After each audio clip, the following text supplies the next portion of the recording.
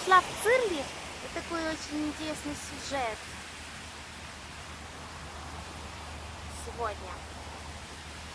Вот гуляла, гуляла. Конечно.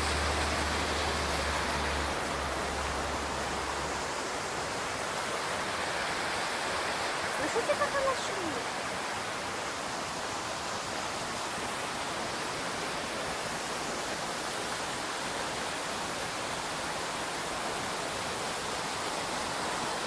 Она течет в речку Ин, потом вливается в речку Ин.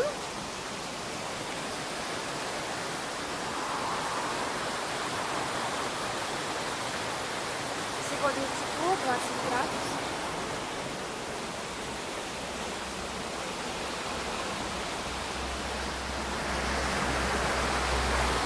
Водичка.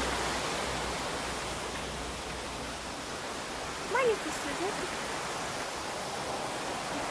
Осень уже приближается.